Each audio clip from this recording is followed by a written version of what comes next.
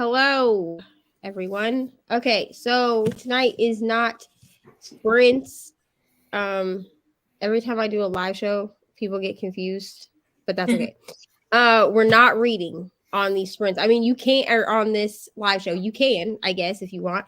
But these are not sprints. We are doing the Finlay Donovan live show for Finlay Donovan is killing it, and Finlay Donovan knocks him dead. That's what we're doing. So this is for Bessie's book club. This would have been our September, October. Pick, right? Yeah. So it's the September, October pick. Because we are bi-monthly. So we won't have another book though until January, which we'll talk about that at the end. Okay. So do y'all want to introduce yourself? It says we have 3 people, so I don't know. 5 people now. So do you guys want to introduce yourselves and then we can start? Sure. I'm Brittany. I'm from Brittany Loves Reading over on everywhere. And I do theme vlogs and I'm on Neva's channel all the time, so you probably know who I am. I feel like everyone who is here guaranteedly knows who we are. Probably at this point. Probably. You're probably not like a new person showing up to the Bessie's Book Club live show. Probably not. But if they are, hello, new people. Oh, right. I am Bertha. I am joking. That is not wait a second. I'm learning things about our group. No. I'm Rainy from Rainy Blue Reads on all things. And I read thriller and horror primarily. And I just do whatever I feel the way the wind takes me as far as videos go. So, it is what it is.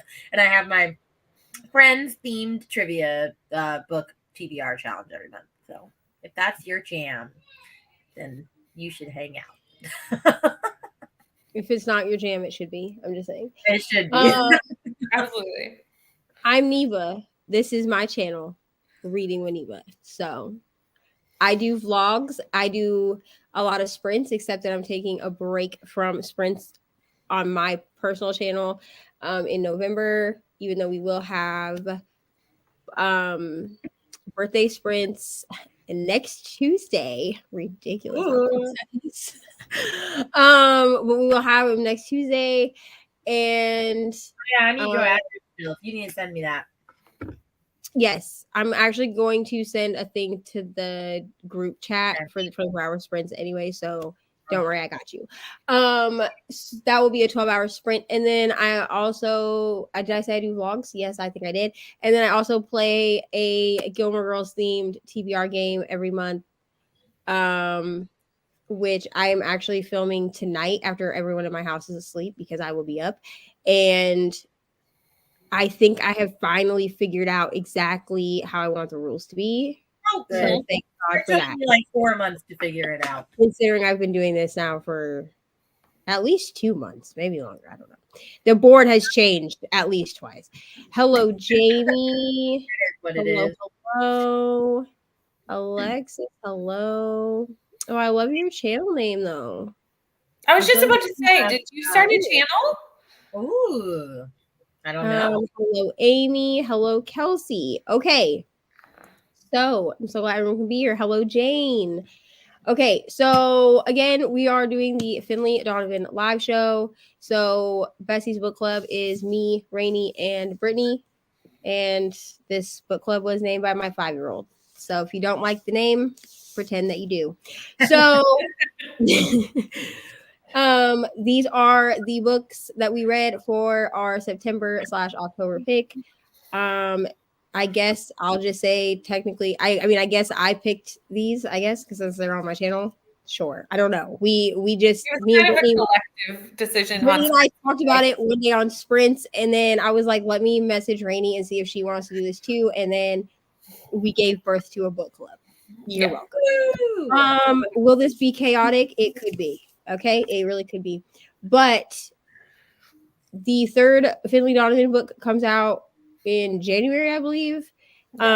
So we read both of these for our book club. So I just got approved for the audio on NetGalley. The audio's on NetGalley? Mind you. Oh, I'm gonna yeah. try to. I've only read the first one. Too many spooky got the books. audio for Totally this. fine. Thinking about starting one, but I have a WordPress blog. Oh, she has her. So her name is her blog. Oh, awesome. Yeah. Okay, so there will be spoiler and spoiler free or spoiler free and spoiler sections for the book. So if you don't want to be spoiled and you're like Jane and you only got one of the books read, that's totally fine.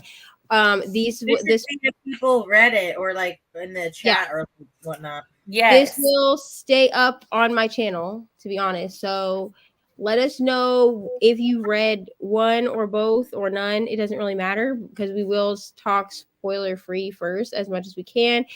And then we'll jump into spoilers, but I'll warn you before we do spoilers. And we'll do the first book first. So if you want to cut out before the second book, you know. Yeah, right. So we'll do a spoiler free section and a spoiler section of the first book, and then we'll do the second book because otherwise it's going to get confusing. Okay, does anyone have anything to add before we? No, that all sounded fabulous. Great. I'm so glad because I did not script any of this. I wrote a script and then I was like, I'm going to sound like a complete robot trying to just read this off of a piece of paper. So I scrapped. Fantastic.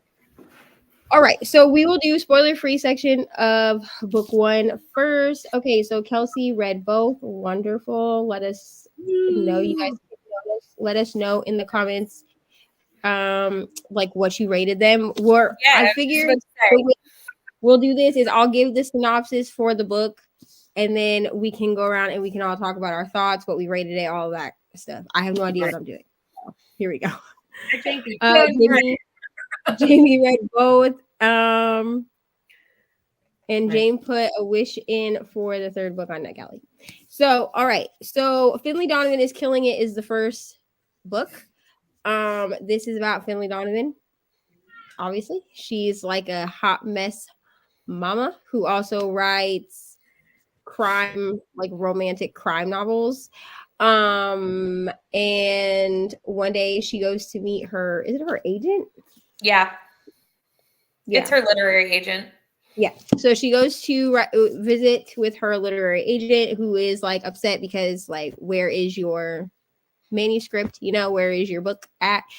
And they are pitching an idea, and this older lady next to her, I don't want to say old because I don't think the lady's that old, but this lady next to her at the Panera, I don't feel like that's a spoiler that they met at Panera. No, that's not. Overhears them talking and assumes that Finlay is actually a hit woman, and she hires her, and then it's all the shenanigans that follow. Is that a good synopsis? Yes. Great. She's also like going, you know, she's going through all of the things in life. Her husband, like, or her ex-husband, you know, is a piece of work. I hate him. But that's what this book is about. It's relatable, in my opinion. I gave this book 5 stars personally. Both of these books were technically rereads for me. I read the first one like I think at the beginning of this year actually, and I gave it 5 stars and I read it in less than 24 hours.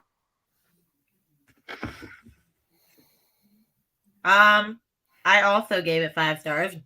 I mean, I gave both 5 stars, although the more I think about the second one, I don't know if that's 5 stars per se, because the first one I thought was better, but I loved it. I read it very fast because I just loved it. I loved all the like witty banter, and it was just great. Yeah, I also gave them both 5 stars. Unpopular opinion, I like the second one better, but I know that I'm in the lower end of most people like the first one better. I read the first one when it first came out. It was just on my Libby, and I was looking for an audiobook really quickly one day and was like, oh, that sounds interesting. No one was talking about Finlay. No one knew what it was. Nobody cared. And I was like, why is no one talking about these books? It's fantastic. This hot mess lady is the best thing that I've ever heard. So when the second book came out and everyone started to read the first book because everyone it got popular then, I was very happy because I was like, yes, people, this is such a good book. Yeah, I read the first one probably like 3 months after it came out, and there weren't that many people talking about it yet. And then Nobody was when it first came out. And then I read the second one when it came out immediately. And now they're like, everyone's pre-ordered the third one. I know. So Yay, Kelsey! I'm not surprised that we agree. So, I actually think that I like the second one better also. Okay, I'm alone. I have actual reasons though. So, but I don't feel like I can go into my reasons until we're gonna have to wait until the spoiler section of that book. Yeah. Because the reasons that I have are spoilers. So Jane thinks she will like the second one better as she wants more of the first book about the romance. That seemed where we were going after book one.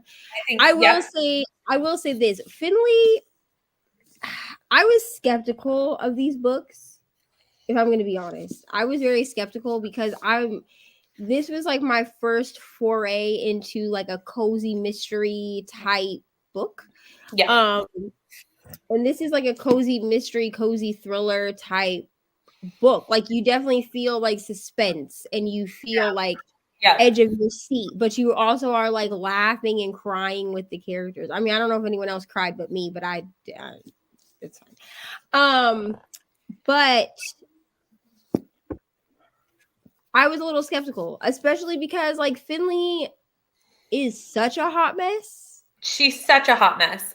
That I was like, I'm a hot mess, okay? But I was like, I don't think this is gonna be relatable how hot mess she is.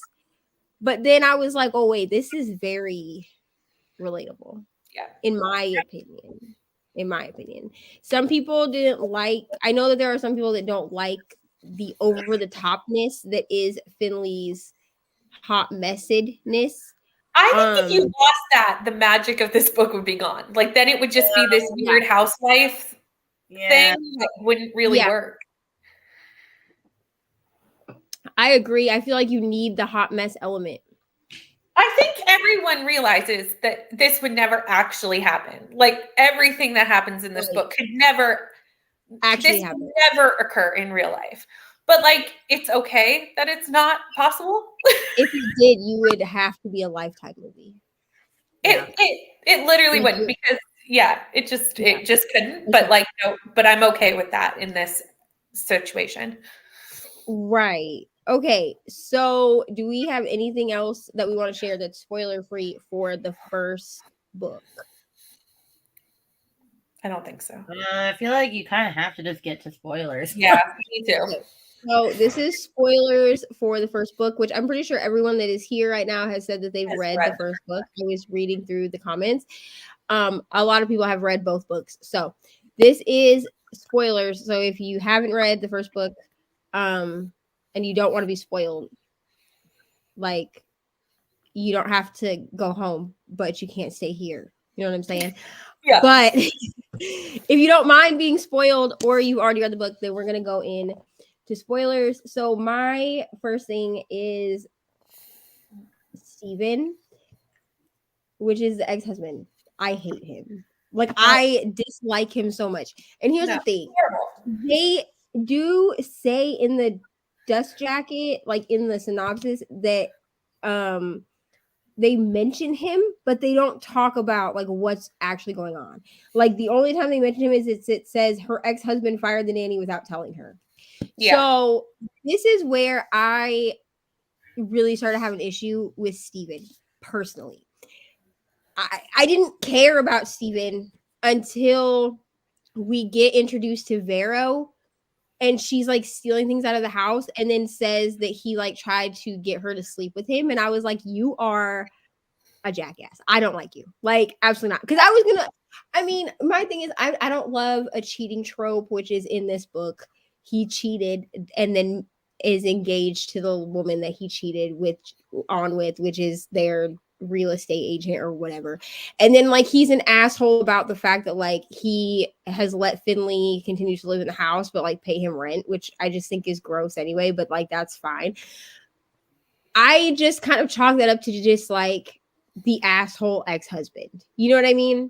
But then like you're trying to sleep with the babysitter and then when she's like, no bro, you fired her on purpose just to make your ex-wife's life a living hell because you're gross and you can't like keep pants zipped up. I don't know. I have nothing nice to say about Steven.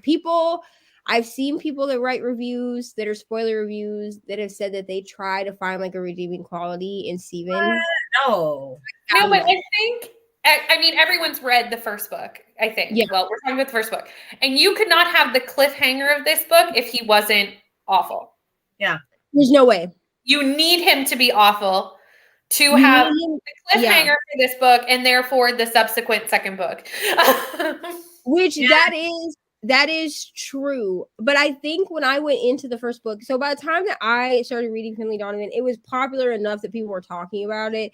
Yeah. I wouldn't say that it was what it is now, because it wasn't. I think I read it. When did this book come out? Did this book come out last year? It came out in 2021. Yeah, January? so this book came out last year. February? I read it relatively shortly after it came out, because I think I read this the first time in like January or February, March, April. I read it at the beginning of the year though. Like it was still cold here in Indiana when I read this book. Yeah. And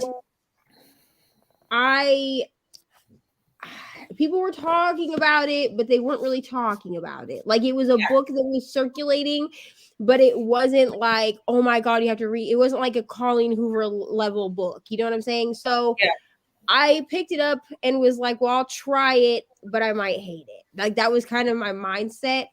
And there was a lot of talk around Steven in the circle of book verse that I'm in, of people trying to find redeeming qualities in Steven, that maybe he wasn't as awful, but because we saw it from Finley's point of view, he was awful. And I was like, no, he's just awful. No, he's awful. Yeah. Like, no. He's definitely awful. I enjoyed it more on reread because I had obviously read the second book by the time I reread the first one. So there was little things in the first one that I did not catch as significant. Right, but after reading the second I read the second book and went back, and then I was like, "Oh, okay." Things that I'm seeing in this book that are more significant to me now. Hello, ML and Ollie. They're driving to cat sit apparently, but thank you for stopping in, and also we love y'all. We love y'all as well, always. Yeah, nobody likes Steven. What are your thoughts on Steven, Rainey?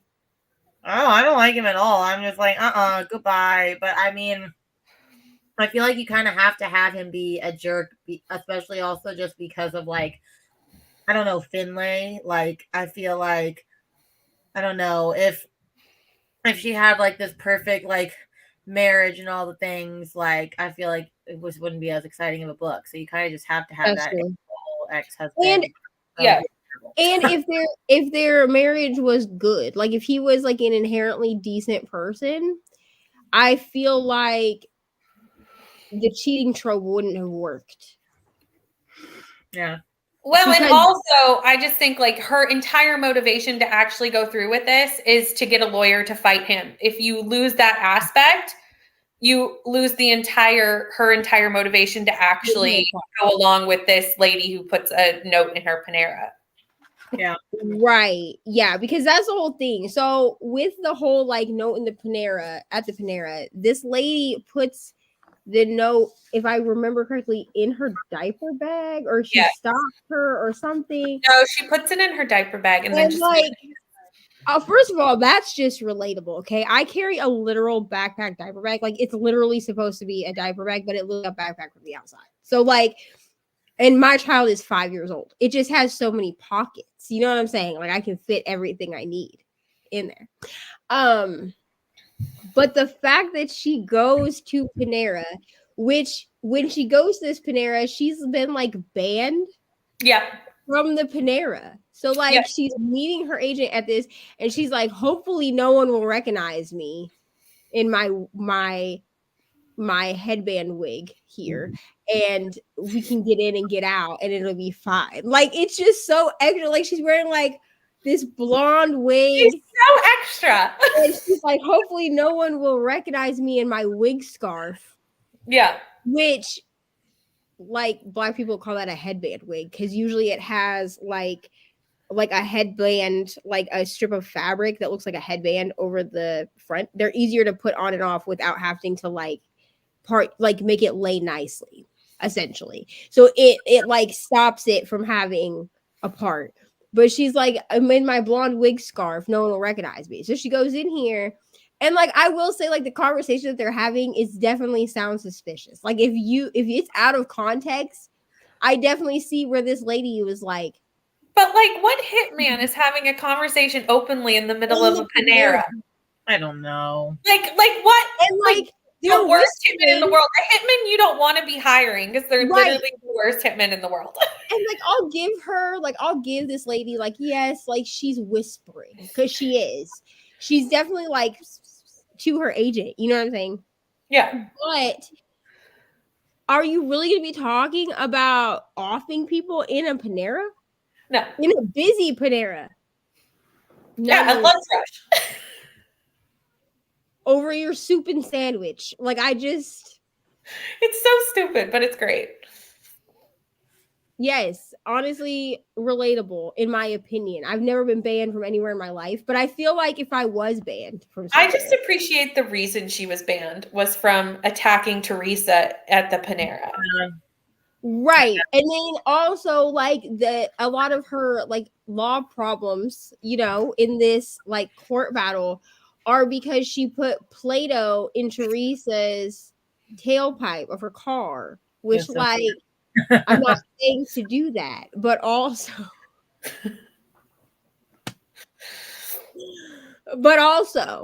you know what I mean? Like it's just a thing. It's such a mom way to sabotage something. Right. Because we're like, no, we don't want to hurt you.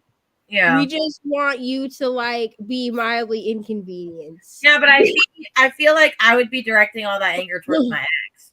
Like I get that she should not be in the picture at all. Like she's a terrible person. So I'm gonna do this all to you because you are the crap part. So here is the only reason that this part of the trope did not bother me.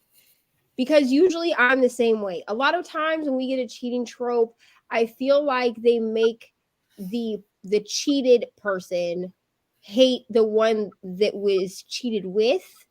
And I don't like that trope. Because a lot of times the actual person that was like the other person, the other woman, whatever, that was participating in the cheating doesn't actually know they're participating in the cheating. The reason that I didn't have a problem with the fact that she was definitely knew as the realtor is because she's your real estate agent. So she knows that you're married to this man. Also, if you can hear a lot of like laughing and stuff, so sorry. They're playing D&D downstairs. And so like that was my only reason that I wasn't like, wow, I can't believe she's going after Teresa. Because in my opinion, Teresa deserved it just as much as Steven because she knew. Yeah. It's not like they met at a party and she didn't know he was married. Like you knew. So you're gross. And I don't like you. Yeah. For that.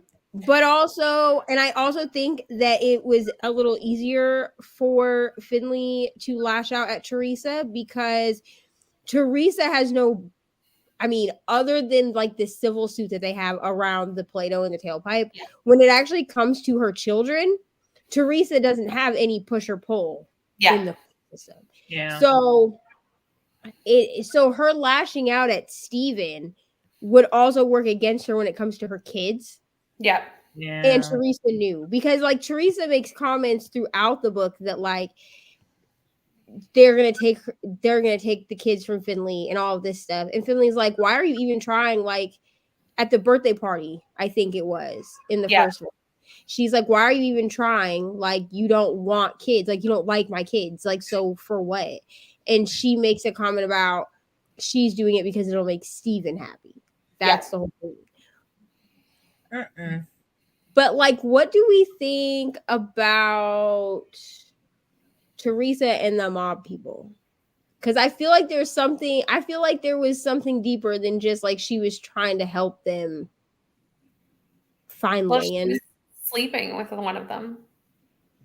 Okay, so was this ever actually substantiated? Because she lied to what's his nut, Steven, and told Steven that she wasn't. No, she did. No, it came out at the end of the book. Yeah. Okay, Yeah. so that did actually okay she because I sleeping with remember, or maybe not. What? because I remember in the second book that She was Steven sleeping with. Is she sleeping with the one that dies? She was sleeping with the head guy, the one that ends up in prison. Felix? Right. Yes, She was that's the sleeping one. with Felix.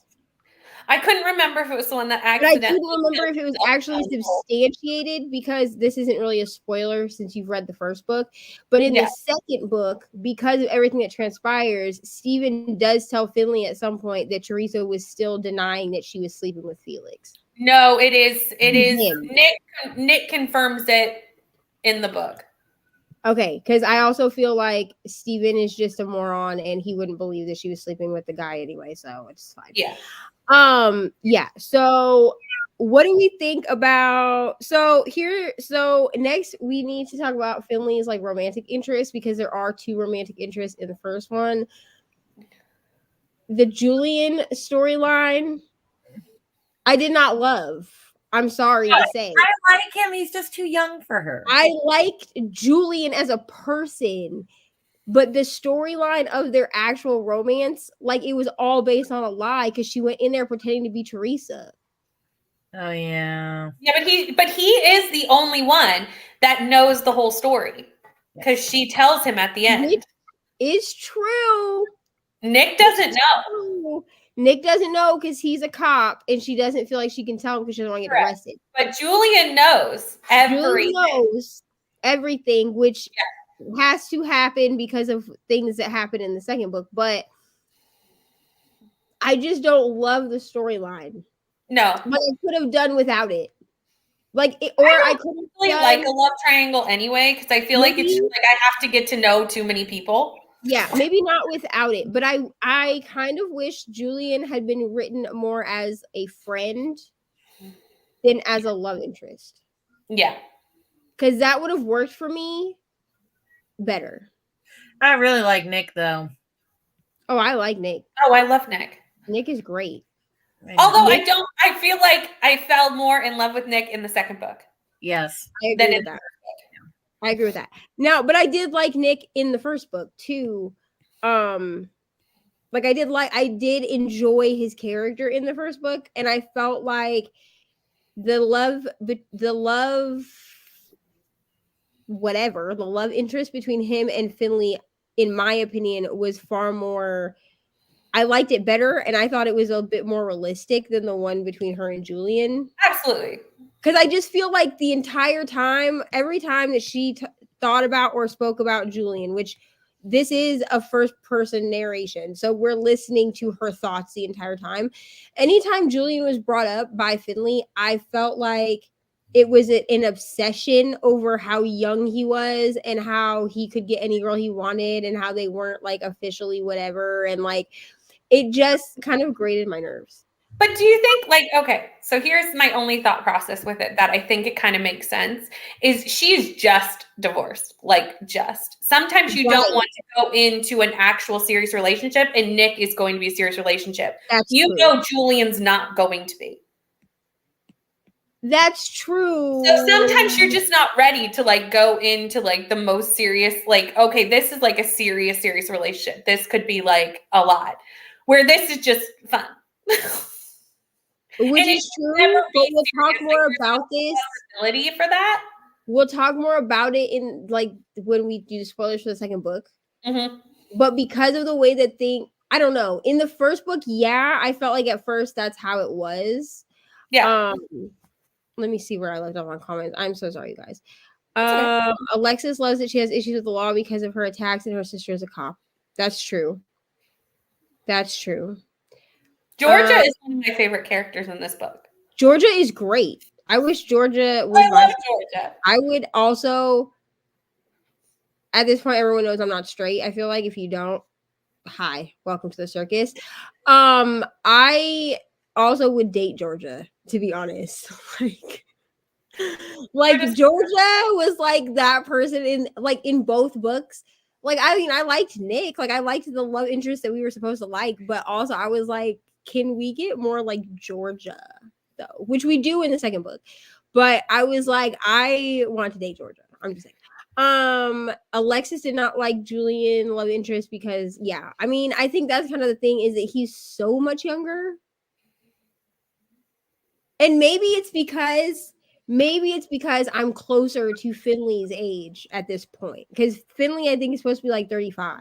Well, I feel like the Julian stuff just gets so much worse in the second book. Oh, 100%. It does. And we're going to talk about that when we go into the second book because it is spoilery. Yeah. But I agree with that, which I think is why, like, in the first book, Julian was fine for me because in the first book, it was mostly about it being fun. Yes. Yes.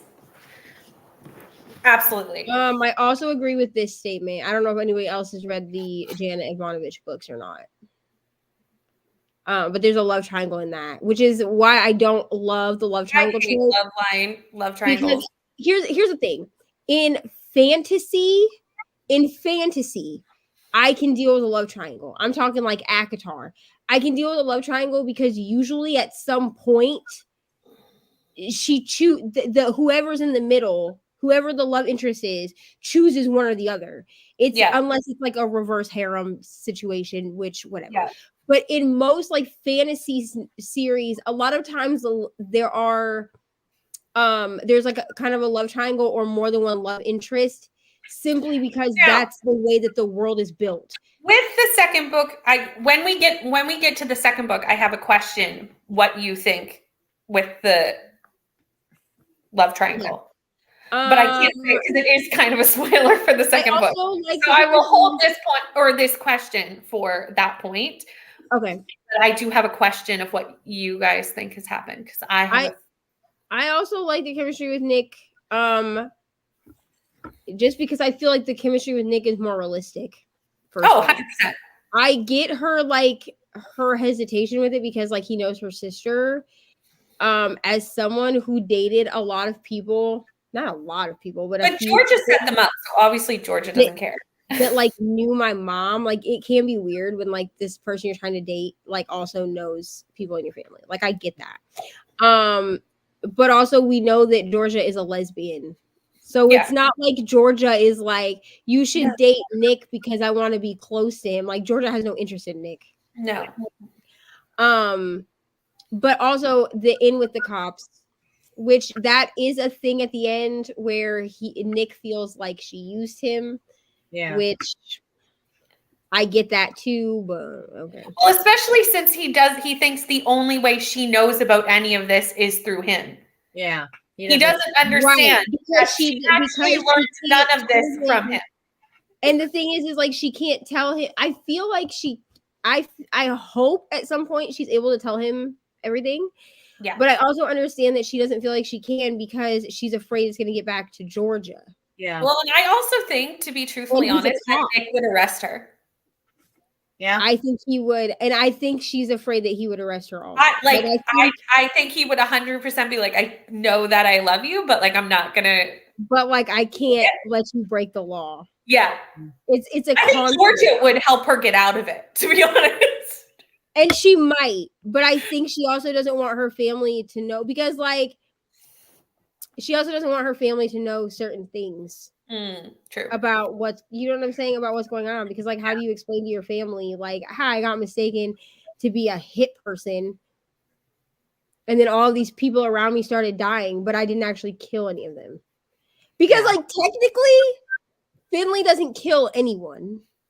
How did the first guy die again? Did he overdose on his own? The first guy, he gets killed by CO2 in the car, but that's running. But it's not actually her fault because we found out at the end that there were people that came in. To kill him. Yes. Right, and they closed her garage door, so he died because the garage door was closed. Yeah. Oh yeah, I remember that. Yeah, and then the other guys that like follow them out to Steven's farm, they shot themselves. They shot, like the one guy shot the other guy by accident, I think, or on purpose. Maybe he did it on purpose, and then he shot himself by accident. They didn't actually kill anybody. No. Yeah, no. But these people that have hired them are like, well, are they dead? Like it's basically I didn't do it. I did not kill them. This is what happened. Yeah. And they were like, but they're taken care of, so keep the money. Yeah. See, I was just interested the whole time, and like, yeah, when they said what the whole book was going to be about, I was like, okay, how are you going to go through this? And like, because I assumed she wasn't going to kill anyone, I was like, how is this going to unfold? And it was just like so funny. Of like, oh yeah, of course she didn't kill anyone, and all these things just worked out in the favor. Right. These people just dropped dead around her, like it was nothing, and she was like, okay, cool, and now I have thousands of dollars of money. I also love how like the first person she decides to call is her ex-babysitter, and she's just like, I need help, as if she'll understand. But she doesn't. She's like, just give me 40%. She doesn't call her, she walks in on her. Yeah, because Vera walks in on her when she's taking with a dead body. But Vera's like, sure, I'm in. Like, no. Vera's like, I'm in. Just give me 40% of the earnings and it's cool. But because that's the whole thing, like at the end with Steven, he's like, where did you get all this money? And she's like, oh, I sold my book and I have a book deal now. Mm-hmm. And I think the other thing that kind of pisses me off when it comes to Steven is like, you fired the nanny, but yet the entire time you're talking about how Finlay is doing nothing with her life because she's writing books. Yeah. But you give her no way if she wanted to. I'm not saying that Finlay is fine doing what she's doing. But if she wanted to find a job, he gave her no way to do that because you fired the nanny that wouldn't sleep with you. Yeah. Yeah. I don't know. I hate Steven. But also, I guess we need him for the second book. Okay, so do we have anything else that we want to add about the first book? No, I don't think so. I'm really excited to talk about the second book. The second book is my favorite. Okay, so only because there's like 2 specific scenes in the second book that will live in my head rent-free for the rest of my days. Okay, so Finlay, Donovan knocks him dead is the second book. And this is probably. How are you going to give a spoiler-free synopsis? Let me see. I guess you could spoil the first book, so I guess it's fine. So we've already read the first book. So basically, this book picks up where the first book leaves off, like immediately. There's not a ton of time between. Yeah. So Finlay is, of course, struggling to write, the next great American novel. She still has Vero. Like Vero is still here in the second book. Yeah. And since the ending of the first book where people have died around her, the only other creature that has died, which this is in the synopsis, is her daughter's goldfish. So Delilah, I believe her name is. Delilah's goldfish dies, and Finlay kind of has like a crisis about like, if I can't keep a goldfish alive, they're gonna take my kids type thing, because goldfish don't die every day. However, okay, so the big thing with this one, and this is in the synopsis, so if you already read the first book, which everyone here has said that they've read the first book, this is spoiling nothing for you. It's literally in the synopsis. So in this one, instead of Finlay being hired by random women at Panera, Vero and Finlay have joined a bunch of like Facebook groups and forums that are these people trying to find hit people, okay? And somehow Steven ends up on one of these. Wow. On one of these groups again. Which is the cliffhanger from the first book. So if you read the first book, Yeah. So, and that's what I'm saying. Like, it's in the synopsis of the second. So it's not really spoiling anything. But somehow there's a hit that's put on Steven in one of these groups. And this is basically just Finlay trying to get to the bottom of it. Yeah. Well, she's just trying to keep Steven alive for her children, and it becomes very difficult. Right. So that's really all that I can say about the second book, because everything else is spoilers. Christopher the goldfish, yeah. Yeah. It took me a second. Okay, so for anyone that has not read the second book, we're basically just gonna go into spoilers because there's not a lot I can talk about in the second one without them. So if you don't want to be spoiled for the second book, please go. Because I don't want to like spoil things for people that don't want them. Yes. Yes. So the second book. First of all, I think it's hilarious that there's a hit on Steven. That was funny to me. I'm sorry. But when they go, okay, so because of the hit, right? Finlay basically has put like a hold on Steven's visitations, which he wasn't having visitation for a minute after he left Teresa because he wasn't living anywhere that could constitute that. So she finally is like, okay, fine, like you can take them, whatever. After Steven like throws a fit about it, and he takes them to like the Christmas tree farm, right? And during that, Finlay planted a baby monitor in the diaper bag that she gives to Steven, and they follow him to the tree yard, the tree farm, and he gets like attacked at the tree farm. Yep. And then he's like, you're following me, blah, blah, blah, all this stuff, right? But she can't like tell him, like, bro, you have a hit out on you, because then she would have to explain everything else. Like, I don't know. I feel like Finlay's life is very stressful. You know what I'm saying? She's just out here trying to keep people alive. It's very stressful. And I loved the whole thing about the forum because there's 3 hit people in the forum that are fighting to kill Steven. There's the hitman who's actually trying to kill Steven. There's Finlay. And then there's another person that she's arguing with privately about who are you? Who are you?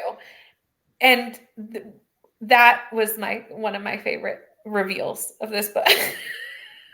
Also, one of my favorite reveals as well. What do you think, Rainey?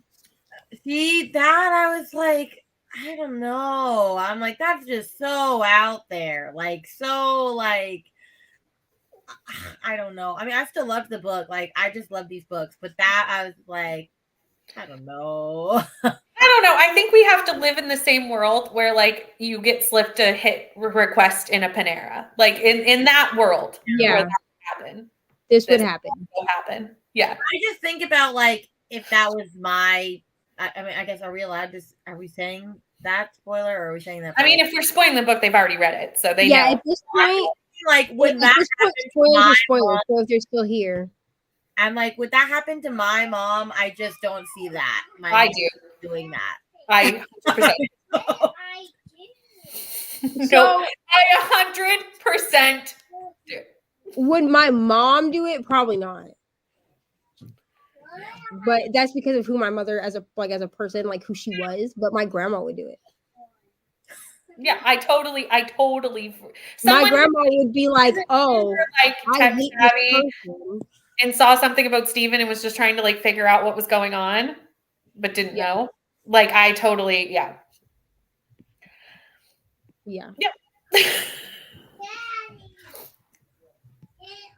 Okay, so how did we feel about the storyline of Aunt, whatever her name is, Aunt Tracy? Aunt Amy. What did we think about the Aunt Amy storyline? Well, she's in the first book. She is in the first book. But not as much as in the second book, obviously. We know of her in the first book, but we get an actual storyline with her in the second. Yeah. That was, hold on, just because I read these like at the beginning of the month, but hold on. That was the other girl that he was seeing, right? No, that's Bree. Amy is Teresa's best friend. Oh, yes, okay. Yes. Yeah. Which that's what I liked about rereading the first one, is Bree is in the first one, but when you read the first one, not having read the second one, you really discount her as ununimportant. Yeah. And then later you're like, wow, she was actually a lot more important than Bree is so briefly. Yeah, she's so briefly mentioned. So briefly talked about. that we don't take her in until the second book. Yeah. And then she's such a big part of the second book. And that was my thing on reread also, was I was like, oh, I guess Bree was in this book. Yeah, I didn't even realize she was in the first book until I reread it this month after, because I have now read the second book. So her name like stuck out to me. Yeah. Now, okay, so here is my thing with the Aunt Amy storyline. Like, are you so like, I get like her having a thing with the kids, but like, but you were so manipulated by Teresa that you thought it was a good idea to show up to Delilah's like career day thing and get her to talk to her on the phone. Yeah, I didn't really understand why Teresa wanted to talk to the children, because she didn't really like the children to begin with. So I never really got that. Like, I understood Amy liked the children because I think she can't have kids, or she's struggling to have kids, or something of that nature. She says something about not being successful in having children. Yeah. So for some reason she doesn't have children. So I can see why she is like missing this relationship with these children. I can understand it from her point of view. I don't understand it from Teresa's. Then that was my thing, was because she said, and Teresa even said something on the phone, like Finlay overhears as she's walking up to her, that she doesn't care about the kids, or she doesn't care about Finlay or something. And like, fine. But like, I feel like the phone call between Delilah and Teresa was unnecessary. I feel like we could have just had Amy show up at career day and plead her case like she does to Finlay, saying, hey, I really like love the kids, but Steven isn't allowing me to see them anymore. Because that's essentially what happens. And then Finley's like, I'll allow you to see them, but you don't tell Steven. Yeah. But I feel like we could have done that without the Teresa part. Yeah, I agree.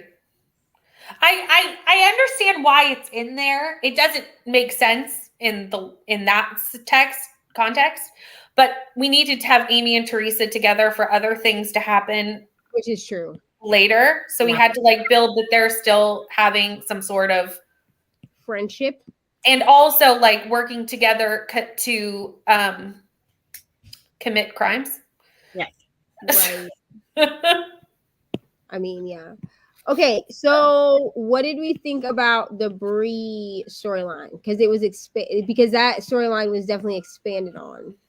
I didn't even realize it was mentioned in the first book, but she even said she knows that Steven is sleeping with Bree in the first book. Yeah. I did not catch that until this time on reread. I think it was insignificant because at that point you didn't care. We knew that he was sleeping. We knew that he was sleeping with and engaged with Teresa. And I don't think that anyone, at least I didn't, I never assumed that it was like a once a cheater type thing. Like, oh, I'm only going to cheat one time. Absolutely. It was definitely like a once a cheater, always a cheater type scenario. So him sleeping with Bree while he was with Teresa and Finlay, like it didn't. And that didn't raise any sort of like, it didn't make any statement in my brain at the time of reading the first book. I will say I felt bad for Bree in the second book because I felt like she really had. I mean, she was young. I was just like 21 or something. Really young, isn't she? And yeah, she's only supposed to be like 21. She's like very young college like type. And so I mostly just felt badly for her because I felt like she wanted so badly for it to pan out into actually being something. And I think there's always a little bit of like, I didn't feel bad for Teresa, but I did feel bad for Bree because she's really young. And also there's like a slight position of power thing in that relationship that wasn't in the Teresa relationship. And she's so like such an innocent character that he could really manipulate her. Yeah. It didn't surprise me he was cheating on Teresa. It didn't surprise me that Bree ended up having feelings. Yeah. And that was my thing was and I think a big part of it was that she was so young in the book. And I mean over 18, but still a very young adult. And also just like it seemed like like even when you meet her family, like that she was still like young, Sheltered. Yes, like there's young 21 and there's a bit of an older 21. And You know what I mean? It's not necessarily an age thing, although it is also an age thing. But there's some people are a less mature 21, and I think she leans on that, yeah. And she really wanted it to be like a thing, and then she makes the comment about, well, I knew he was still hung up on you because he made the security password your name, which, like, gross. Okay. And Amy is so correct because we saw that with Vera. If you see Amy's next comment, yeah. So yes, Yeah. So and the thing was, is I think if I remember correctly, she got fired not because she said no, but because she was pushing for more, and he was, devastated over everything that had happened with Teresa, which, like, I get his devastation. I don't care about it, but I get it. But also, like, you're gross for doing it in the first place and then firing her because she's no longer a convenience to you. And then, like, the amount of times that he kept trying to come back to Finlay in the second book, I was like, bro. Yeah. How desperate is you, though? I'm just wondering. You're gross. And also, like, his possessiveness, like when he saw her with Julian. I mean, he's such like a toxic masculinity poster child. And he's like, so you're gonna be out here with no bra on, making out with a kid in the driveway? Yeah, I am. Like, leave me alone. Like, what's it to you? Sorry, I've not been meaning to be quiet. My sister has caused a whole fiasco with our laundry machine, so no problem. Oh. You're fine, dear. I agree with this, but I also feel like this. How are you gonna hold out hope when you're the cheater, bro? Absolutely, I don't have time. I feel like they were really trying to give him like a redemptive arc in the second one, and I was like, I'm just not about it. I wasn't really about it. I mean, I feel like El Cosimano wanted us to feel bad for him having a hit out, and I didn't care that he had a hit out. I enjoyed the plot line of him having a hit. It was like, if you die, you die, bro. I would not have cared if he died. That was my thing, because I was like, oh, it's funny to me that he has a hit out. But other than that, I think I would have felt bad for his children, because I do like the children. I would have felt bad for the children, but as far as him dying, like, I would have cried because the kids were upset. Yes.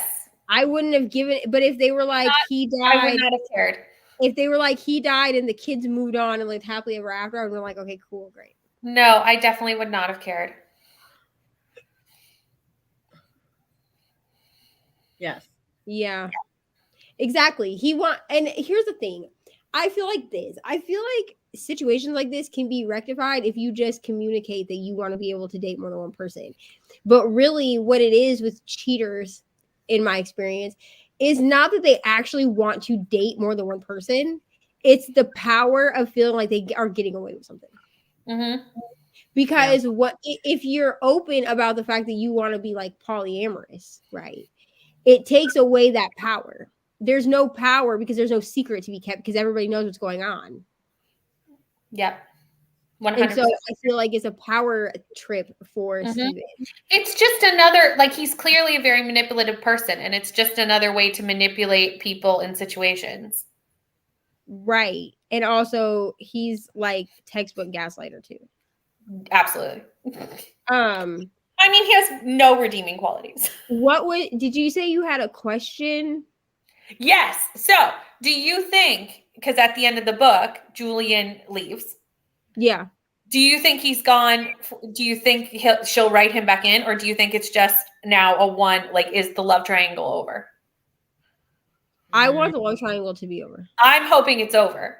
Because I'm going to be annoyed because this is talk about the whole Julian, like, stuff though. Like, we are going to talk about it. That's actually because that's why I asked her what her question was, because that's actually like a good segue into talking about it. What do you think though, Rainey? Do you want it to be over, or do you think she'll come? I feel like it's not over, but I'd like it to be. Amy also hopes it's over. So this is kind of over. So you don't think it's over? I do think it's over. It's not because he knows everything. I don't know. I feel like something's gonna Here's the happen. thing. I don't necessarily know that there's not a love triangle in the third book, but I don't think it's I'm him. hoping that the Julian aspect of it is over. I think Because Julian here's the is thing. over. In the first book, Julian, in my opinion, Julian was fun and it was a rebound style thing. It was a fun thing. It was a fling. In the second book, though, we're supposed to believe that Finlay is over here still pining after Nick, but also moving forward in her relationship with Julian to the point where she's questioning her entire existence around like it becomes even worse of like, oh, he blocked me on, or I can't see him on Instagram. Yeah, Oh, I didn't he's understand that part because I Florida. think it should have just always been like this fun relationship. I Right. don't understand Oh, why she made it more than that. I don't think it was ever meant to be. Oh, he has a female roommate. Like it became like a whole cluster crap of like feelings, and I was like, but why? But why? Yeah. It was unnecessary.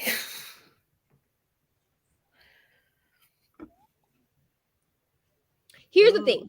But I don't mind him being brought back in, but I need him to be brought back in not as a love interest. As a lawyer. He can be brought back in as a lawyer. He can even be brought back in as Finley's lawyer. But I need it to be something that's like, I saw Julian for the first time in X amount of whatever, 3 months or whatever time is going to pass. And I realized that there were no feelings there anymore because of mine and Nick's whatever. Yeah. But like, I do not want, if he gets brought back in as a love interest, I'm going to lose interest in the love triangle part of this book. I agree. I'm hoping it's over. I'm hoping that is the end of it. But I mean, he could come back as a lawyer. He could come back as a character. Totally. Like, because once you're a character in a book, in my opinion, you can come in and out of books that way. I agree. Yeah. But you need to bring them into the book in a way that makes sense and that's not annoying. And if he gets brought back in as a love interest, that's going to be annoying for me. Yeah. But the whole Julian thing, I was just like, with the whole her visiting his house and stuff, I was like, yeah, that was weird. Yeah, and that was where I was like, okay, so obviously Julian is a bigger deal than just like a fling, because like, why are you going to his house? When the whole time, the only time that they were like meeting up and stuff was either at the bar or he was coming to Finley's house when no one was home. Yeah. Like when she, like on her times when she didn't have the kids, which I was like fine with that, like that's cool. Or they were like making out in a car or something, like fine, because that kept it fun and flirty and like a fling. I just did not like. I didn't understand why it had to progress into what it progressed into. I agree. There wasn't a point in that. Definitely.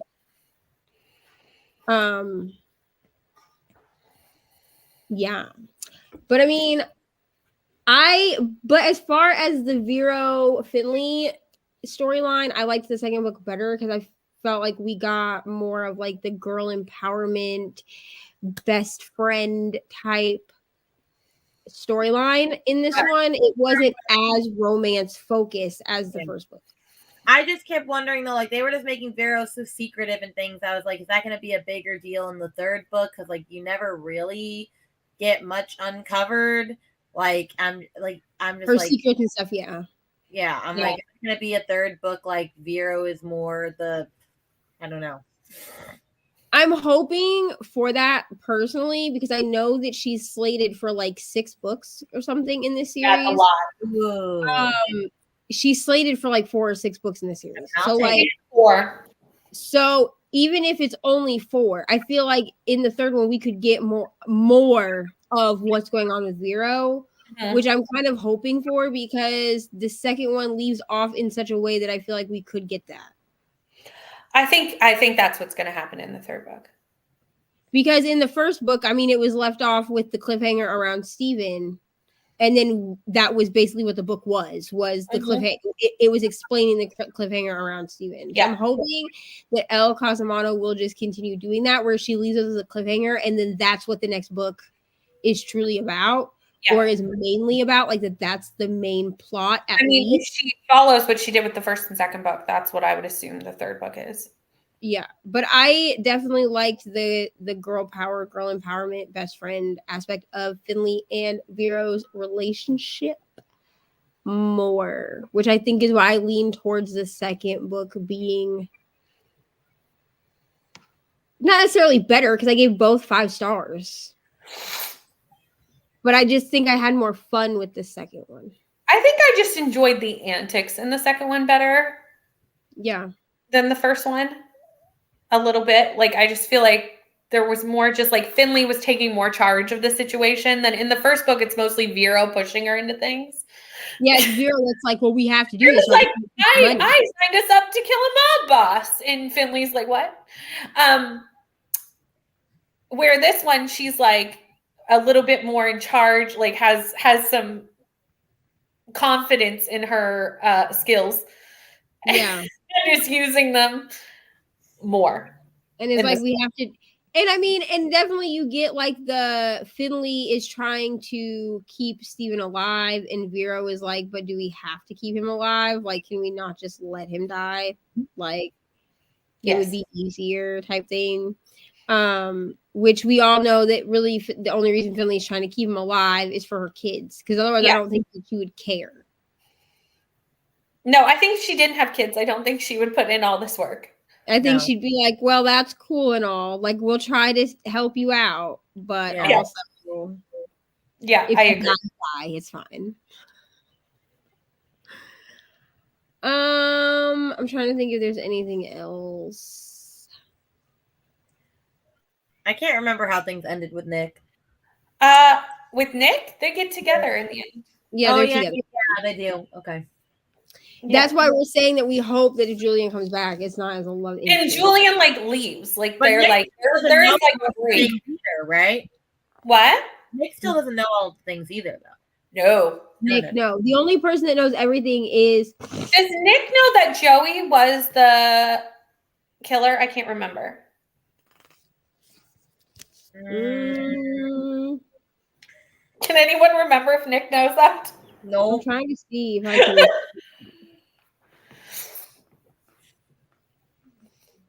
I don't know. Because I do not remember if. Hello? I know we know, and I know Finlay knows, and everybody knows that part, but I don't know if Nick knows. Sorry, Mariah's sister and her brother. That's okay. And they were like looking at me, and I was like, you're like, hello. How you doing? This is my house, you guys. We live life a real authentic over here. I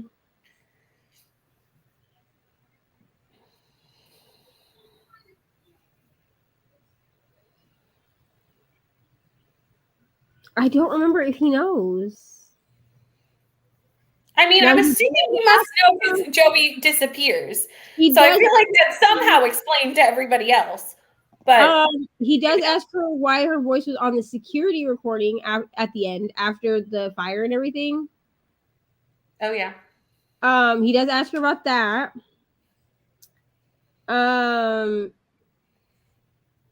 Because then it turns into he says he wants to kiss her or whatever, and she's like, who says I'd let you kiss me anyway? And that's how like we know that they're like I don't together. remember if he knows about Joey or not. But how did they it must have explained Joey disappearing somehow, because obviously Joey is no longer his partner. Yeah. For some reason. because at the very end, and hopefully everyone that has not read this has left by now. But where we leave off is that they find out that Easy Clean is blackmailing Felix. Yes. Because they get and Easy Clean wants $2 million. Yes. Quiet. And then when she turns the page of all of these documents, the screenshots, it says someone is making a mess, Miss Donovan. I want Easy Clean found in this business tidied up. Don't disappoint me. Z. Yes. And that's where we are left off. But I don't remember if he knows, because I feel like you'd have to explain Joey's disappearance away. But I don't remember Somehow how they know why Joey is left, but I don't know if they know why Joey is left. That could be very true. I also think that Nick may know more than what more than what Finlay thinks he knows. I think so. Maybe he's not stupid. What, Rainey? He seems like a pretty good call. He knows everything. I don't know. I'm almost wondering if Nick knows the things that Finlay doesn't want him to know, but just hasn't told her. Yeah. And here's why. Because I feel like this, if he doesn't ask her about it, she doesn't have to lie to him or tell him the truth. So he doesn't have to do anything about it if he doesn't ask her about it. I think he obviously suspects that she is somehow connected to, what's his name? The mob boss in jail? Felix. Thank you. I think he's figured out that somehow they are connected in some way. I don't know if he necessarily has figured out how. Right. And I also feel like he feels like if he doesn't ask her about anything, he doesn't have to do anything about what's going on until he finds actual evidence that she's done something. I agree. Hello, Kiana. How are you? But I definitely feel like he might know more than what he's letting on, because he brings up the thing about her voice being on the recording. Yeah. And then he's like, I don't know why your voice is on that recording type thing, and then she kind of is like, I don't know either, but like, you were there. But is it a big deal if you set your ex-husband's empty building on fire? Well, and that's just the thing, is like, even if here's the thing, like if he suspects her of that is literally like not even the tip of the iceberg. And that's like not even, and she didn't actually set the building on fire either. So like, that's the whole thing, is like, she hasn't actually done anything. It's the worst thing that he suspects her of is setting that building on fire, the farm on fire, like the outbuilding at the farm on fire. Yeah. Like, she didn't, she really hasn't done anything at all, but like, she definitely didn't do that because it was set on fire with her inside. Yeah, no. So it's like, if that's what he suspects her of doing, she definitely didn't do that. Like, you could say that she was involved with the other tragedies that happened. She was involved adjacent. Right. There could be like some cover-up charges, I'm sure. Probably, yeah. Because especially with like the two that got shot like on the actual property of the farm. Well, and the one in the second book where she moved an entire dismembered body over to Teresa's. Oh yeah. Also that. Also, I feel like there might be something illegal in that. Maybe like tampering with evidence. And helping to conceal after the fact, stuff of that nature. Maybe like tampering with a dead body. Yeah. There has to be there's some kind of like charges that could come down on her. I don't think she could actually be convicted of murder, but like there's definitely charges that she could be facing if they were to find out. Yeah. In my opinion. Yeah. Will she ever have actual charges? Probably not. This is a cozy mystery, people. Like, no. The main character gets an actual charge. Yeah. Go ahead. Easy Clean that wants Felix gone. Felix is in jail right now, though, right? Felix is in jail. Yeah. Yeah, Felix is in jail, but we are led to believe that Easy Clean knows things about Felix that other people don't know. I think that Easy Clean.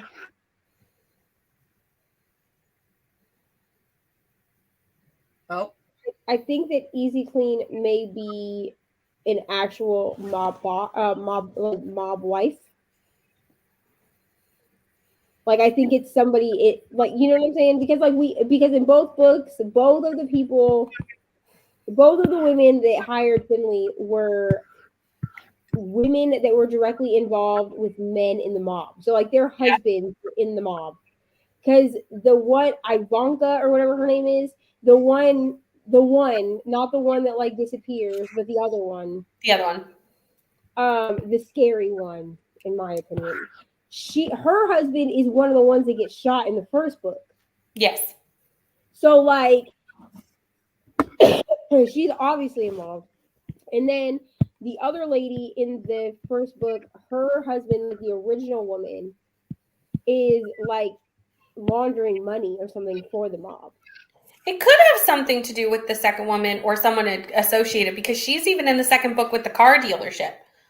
Oh yeah. But she gives them the car. Yeah. And it's like, just keep the car or whatever. And I'm like, whatever her name is. Irina? Irina, yes. She's the scary It came to me just now as I was saying it. I said Ivanka. I went with Ivanka. I would have went with it too. It just came to me though. Irina was scary to me. Because she is scary. She's calculated. The first lady wasn't really scary. You could just tell that she just needed things to get done because her husband's a creep.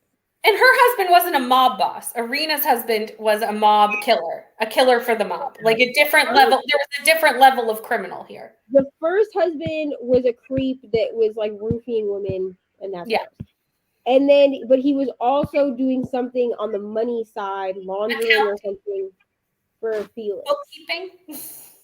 Right. Like but there was money involved with the mob when it came to him. He was just a creep. But I feel like Easy Clean is like actually, my hypothesis is that Easy Clean is a mob wife somehow deep in the mob. Mm-hmm. Yeah. Because how else would they know anything? Yeah. You know? That's my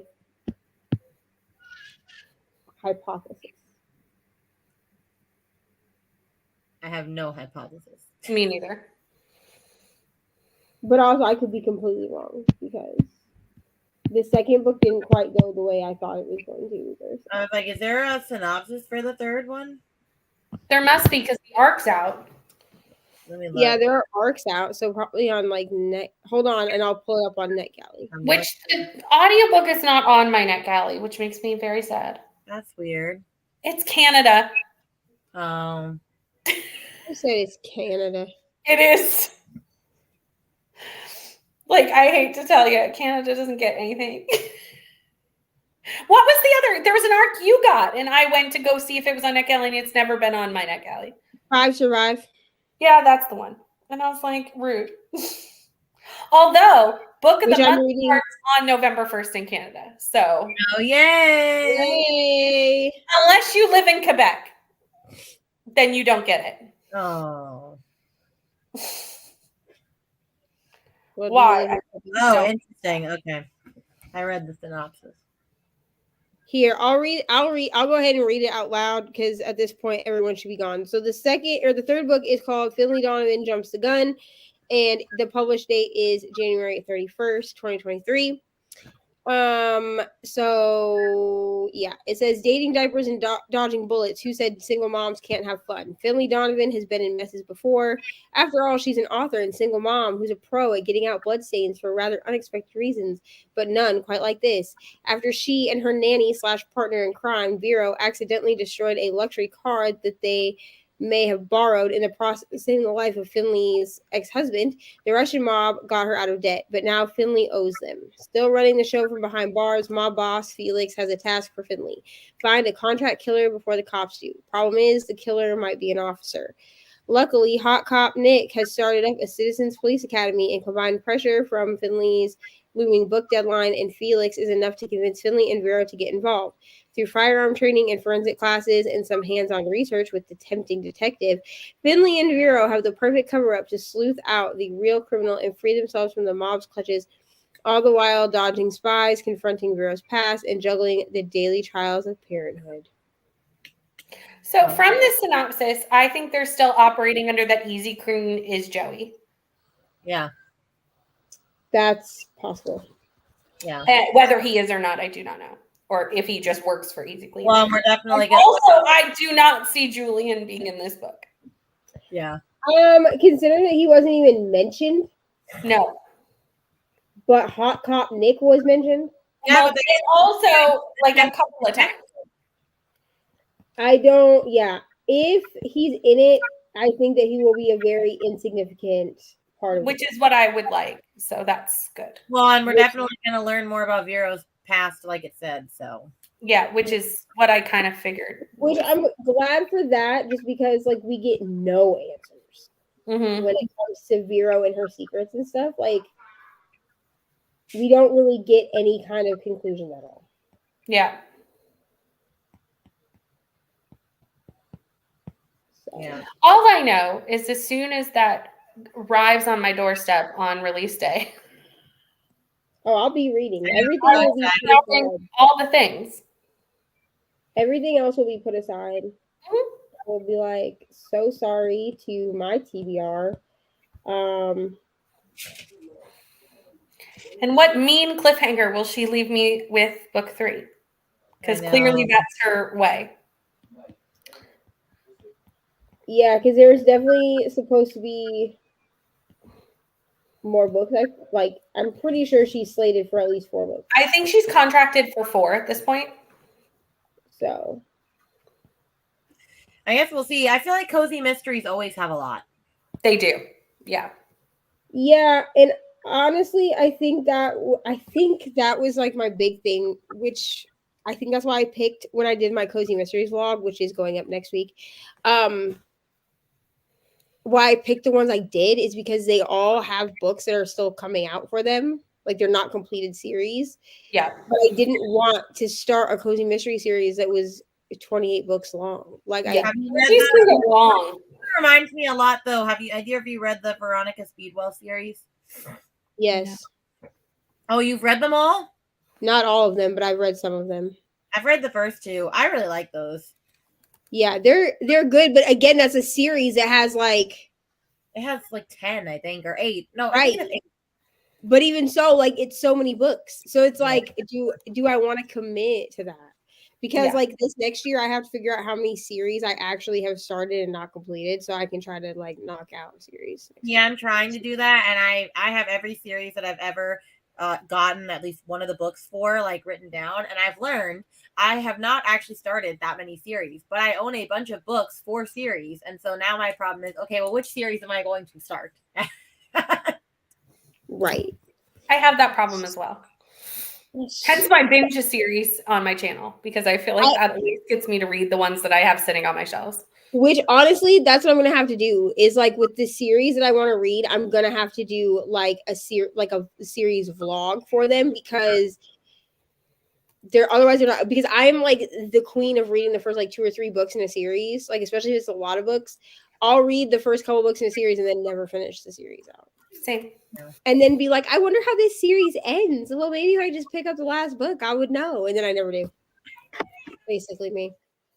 So, okay. Do we have anything else that we want to discuss, talk about? Anything that I missed? Because like I said, I tried to write something out and it just felt stupid. So, hi, Lincoln. Hi. He's very sad. He wants a popsicle and it's bedtime. That is sad. That is sad. I know. Plus, he already had a bunch of candy because we went to the fall festival and that was like trick or treating. So So we're coming down off a sugar high as well. Love that. Okay.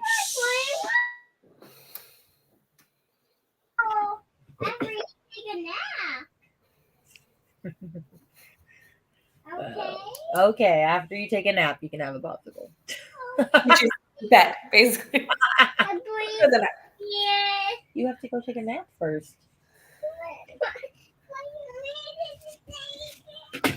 I don't think we understand. It's okay. So our next book is Catherine House. It is. Catherine House. Their live show is in January at some point on Rainey's channel. Yes. Okay, so yes. So that will be, so what is that? Is that our December, January book? Yeah, basically. Or like our November, December. Yeah. Or is it our Anytime in the November, next 3 months. November to January? Yeah. And then we'll have what is the book that you picked? The 7 Husbands of Evelyn Hugo in March. No, that's the 7. Sorry. The 7.5 Deaths of Evelyn Hardcastle. The books are similar. I would have read Evelyn Hugo again because I love that book. Like, it's my favorite book. No. Like other people's Different books. book. Okay, so the Different book, very similar title. Evelyn Hardcastle is currently on American Kindle Unlimited. Nice. Ooh. So if you want to, I grabbed it that way in case I can't get the physical book. I plan on getting the physical book for all of our book club books. I thought for the longest time I had like a bad copy or something because mine is only called The 7 Deaths. And then I looked at that. They changed the name. Yeah. No, they changed the name because it came out the same year as Evelyn Hugo as The 7 Deaths and The 7 Husbands. So depending on what version of the book you got, nobody noticed that these titles were going to be basically the same. The same. So it's the same book though. So it's the same book. It's the exact same book. If you got in like a first edition copy, you have 7 deaths. Yes, mine says 7 Deaths. I'm pretty sure. You have an earlier edition. So they changed it to 7.5 Deaths to slightly change the title. Yep, mine's 7. Yeah, you have the same book, just they didn't realize the titles were coming out, like they came out like months apart. You can definitely type it in like into Amazon as The 7 Deaths of Evelyn Hardcastle and it will pop up. Yeah. But if you have an earlier edition of it before they changed the title, I don't know how the half really made a big difference, but I feel like I want to hold on to it now because I have the early copy. I would. Yeah. But now it is The 7.5 Deaths. But if you have the version that is The 7 Deaths, it's the same book. It is on American and Kindle Unlimited. I grabbed it that way just in case they take it off of Kindle Unlimited because once it's in your KU library until you return it, it's there. I do plan, like I said, on buying all of our books. I already have Catherine House. So I plan on buying all of our books that we're doing for book club to be on my shelf because eventually when I get more bookshelves, our book club will have its own shelf. Yay. That way people can be like, and I'll put them, and they'll be stored different. Like they'll be stored in the order that we read them instead of how I have my shelves done right now, which is by author's last name. Yeah. They'll be like in the order that we read them. So it's going to look like chaos on that one shelf, but that's okay. Well, my book of the month books, they look like chaos too, because they're arranged by like the month and the year that they were released on book of the month. So,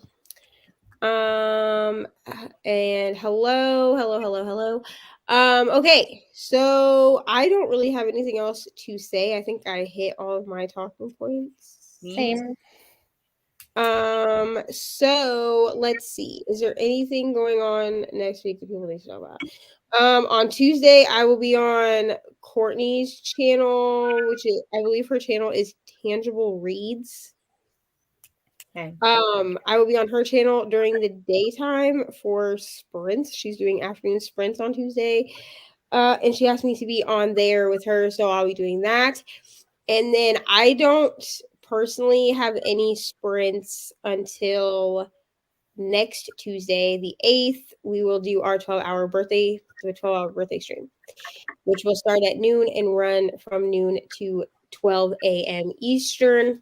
So that's really all I have. Like I do have some vlogs and stuff that will go up between now and then, of course. Like I am still going to be doing things behind the scenes. TBR game will go up. But as far as sprints, your girl is taking a break. a little break. I'll show up on other people's channels if they want me there, but other than that, on my channel there aren't really going to be any sprinty sprints just because I don't feel like it. Brittany, you have anything coming up in the next week or so? I have videos this week and I will have sprints on Sunday, normal sprints.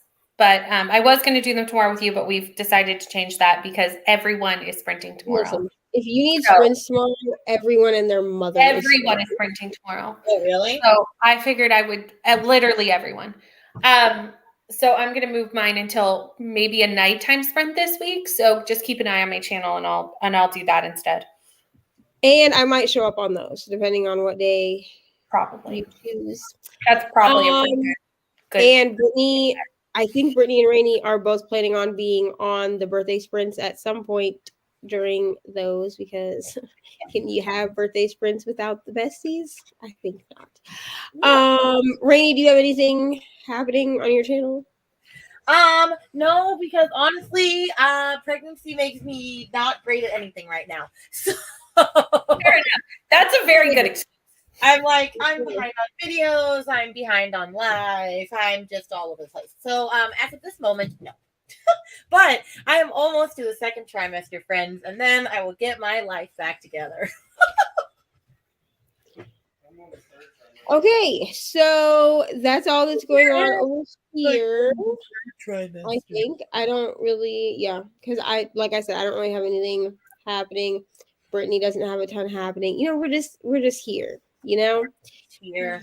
Go join Hannah Blackwell's Once Upon a Readathon if you haven't. Go do that because that's fun. There are also like other readathons that are happening, but that's the one that I'm participating in personally. I think I might try to do Cassidy's also, but I haven't decided.